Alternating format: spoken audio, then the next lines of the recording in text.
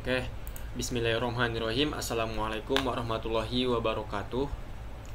Assalatu wassalamu ala asrofil anbiya wal mursalin wa ala alihi wa sahbihi ajmain. Amma ba'du. Pertama-tama marilah kita panjatkan puja dan puji syukur kehadirat Allah Subhanahu wa taala yang mana telah mempertemukan kita dalam keadaan sehat walafiat di tempat yang kita cintai ini.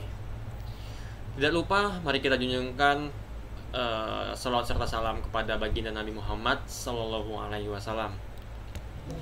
Saya berdiri di sini ingin menyampaikan presentasi dengan tentang tema perkembangan game online. Oh ya, saya belum memperkenalkan diri. Nama saya Muhammad Hafiz Khairullah dengan NIM 42222 01006 dari Robotika A22 Pagi. Oke. Apa itu pengertian dari game online? Game online itu adalah permainan yang biasanya digunakan oleh jaringan internet dan yang sejenisnya serta selalu menggunakan teknologi yang ada saat ini seperti modem dan koneksi kabel. Arti game online dalam bahasa Indonesia adalah permainan daring. Game online itu biasanya dimainkan oleh para remaja ya atau juga anak-anak yang bisa bertemu di dalam in-game, di dalam game seperti multiplayer.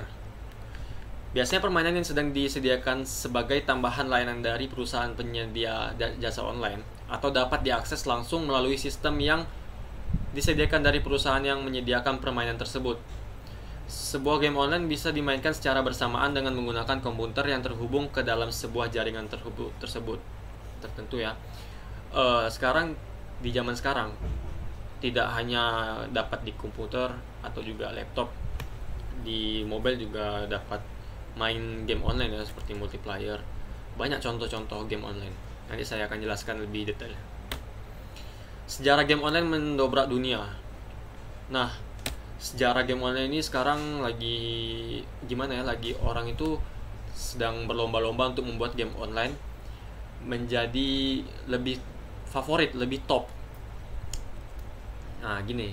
Dengan awal mulanya, game online ini dibuat untuk dua pemain yang tujuannya untuk pendidikan. Awalnya game online itu untuk pendidikan, namun zaman perkembangan semakin modern, jadi banyak juga game online yang merusak moral-moral anak bangsa sekarang ya.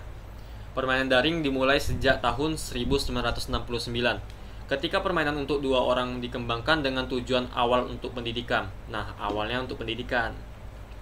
Kemudian pada awal tahun 1970, sebuah sistem dengan kemampuan time sharing yang disebut Plato diciptakan untuk memudahkan siswa belajar secara online, di mana beberapa pengguna dapat mengakses komputer secara bersamaan menurut waktu yang diperlukan.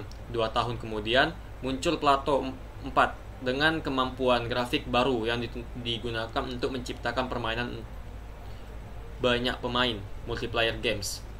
Nih contohnya ada seperti game roleplay yang sekarang ini lagi zaman-zamannya anak-anak sekarang main roleplay dan memerankan player tersebut dari gimana ya, out of karakter dia masuk ke dalam in-game. Tahun 1980-an, Roy Trubsek dan Bertel Ricard membuat pengembangan pertama multi-user Dungeon atau MUD. Pada Desember 10 di Universitas Essex, dianggap sebagai klasik. MUD diinstal dan berjalan selama 9 tahun. Akhirnya popularitas permainan dengan hacker dan non-hacker sama menyebabkan sumber daya komputer untuk digunakan pada tingkat yang luar biasa dan universitas membatasi waktu bermain dengan jam malam. Pada akhir tahun 1983, ratusan salinan ilegal telah mendistribusikan di seluruh dunia, mulai bebas akses MUD menggila di universitas dan akhirnya di internet. Di internet sekarang sudah juga ada game online. Tidak perlu itu di software, dan juga di internet kita juga bisa mengakses game online tersebut. Sejak itu banyak perusahaan bahkan perorangan yang membuat game online yang bisa dimainkan baik secara gratis maupun berbayar. Apalagi sekarang orang-orang yang membuat game online biasanya menjual di Google Play Store. Nah, dari sini kita juga bisa lihat di Google Play Store ada game yang bisa berbayar dan juga yang gratis. biasanya yang berbayar itu biasanya yang sangat populer ya, makanya orang rela untuk mengeluarkan duit demi sebuah game, untuk bermain game. Google Play Store merupakan tempat pengunduhan dan pembelian berbagai macam aplikasi termasuk game. Di sana ada ratusan online yang bisa Anda unduh dan install ke gadget Anda. Permainan daring mulai muncul di Indonesia pada tahun 2001 dengan diluncurkan Nexia Online. Di sebuah permainan RPG keluarkan boleh game dengan grafik sederhana berbasis 2D, belum 3D ya maksudnya. Di sini ada faktor-faktor negatifnya dari kecanduan game online. Saya jelaskan faktor internal dahulu yang menyebabkan terjadinya adiksi terhadap game online sebagai berikut. Yang pertama ada keinginan yang kuat pada diri remaja untuk mendapatkan nilai skor tertinggi pada permainan game. Nah, zaman sekarang itu remaja misalnya dan juga anak-anak, seperti game contohnya game Subway Surf. Pasti kalian sudah tidak asing mendengar game tersebut ya. Itu kita bisa untuk kayak gimana ya? Kita bisa menyombongkan kepada teman. Nah, gini contohnya. Saya udah mempunyai skor tinggi nih. Lu bisa nggak ngalahin gua gitu kan? Jadi kayak mereka tuh berlomba-lomba untuk mendapatkan nilai skor tertinggi, untuk membanggakan lah misalnya seperti itu. Dan juga yang kedua ada rasa bosan yang dirasakan remaja ketika berada di dalam rumah ataupun di sekolah. Misalnya ya kita bosan, kemudian kita mempunyai waktu yang luang, kemudian kita mengisinya bukan untuk hal yang positif, tetapi kita malah bermain game. Apalagi sebenarnya tidak apa-apa bermain game, tapi kita tahu batasan, itu dibatasi sekitar 5 menit atau 30 menit ya. Yang ketiga ada ketidakmampuan mengatur prioritas dalam melakukan aktivitas. Nah, di sini kayak kita tuh di sini jam kita kuliah atau jam kita kerja, tapi kita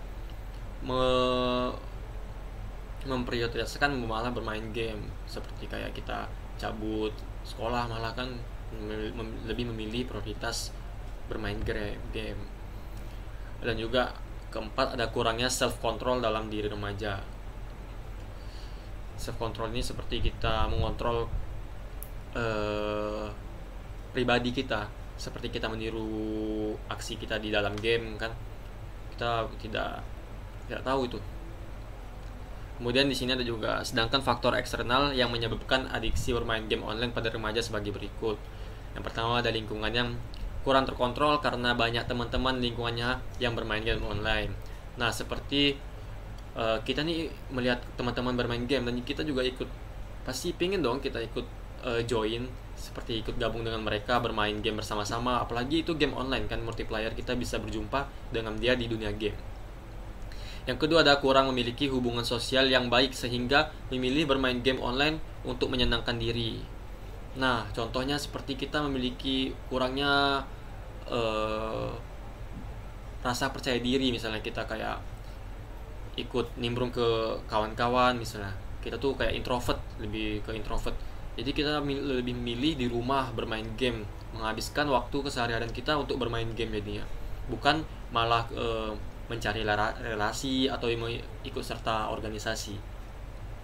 Yang ketiga ada harapan orang tua yang terlalu tinggi terhadap anaknya untuk mengikuti berbagai kegiatan seperti kursus ataupun les yang menyebabkan kebutuhan primer anak terlupakan seperti kebersamaan bermain bersama keluarga. Nah, di sini peran orang tua juga sepertinya juga ikut serta, harusnya ada waktu dengan anak supaya tidak mencegah dari keberlanjutan bermain game terus gitu. Jadi kita sebagai orang tua misalnya, kita harus meluangkan waktu untuk anaknya. Oke, di sini ada dampak dari game online. Dampak positif. Di sini dampak positif ada menghilangkan kepenatan, dapat memberi rasa rileks atau kecapean setelah bekerja. Yang ketiga adalah melatih kemampuan untuk memusatkan perhatian dan konsentrasi pemainnya. Yang keempat ada melatih memecahkan masalah dengan mempergunakan analisa. Yang kelima melatih kemampuan sistem kerja untuk mencapai tujuan. Nah, jadi selain ada dampak negatifnya, dia juga ada dampak positifnya. walaupun dampak negatif itu lebih banyak dibandingkan dampak positifnya. Dampak negatifnya dapat menurunkan kesehatan pemain. Dapat menurunkan kesehatan pemain itu kayak kita tuh kayak kurang tidur gara-gara bermain game, dan juga kita tidak ingat waktu makan nih. Kayak udah malam tuh kita waktu makan, tapi kita asik bermain game. Jadi kayak waktu makan tuh tertunda. Itu menurunkan kesehatan ya. Yang kedua, ada menimbulkan kemalasan dan tindak kriminal. Nah, kemalasan tuh kayak kita ya jadi kita bermain game jadi malas mau ngelakuin hal ini, kita pun ikut malas. Dan tindak kriminal ini seperti kita mengikuti apa yang kita perankan di dalam game. Kita seperti meniru. Anak kecil kan lebih dominan ke mengikuti apa yang dilakukan seseorang ya, meniru. Yang ketiga, dapat membuat permainan lupa waktu, lupa tugas dan tanggung jawab. Nah, tanggung jawab itu penting. Seperti kita memiliki tanggung jawab. Kita nih pelajar, mahasiswa. Kita tuh memiliki tanggung jawab untuk belajar. Seperti mengerjakan tugas, kuliah. Kita tidak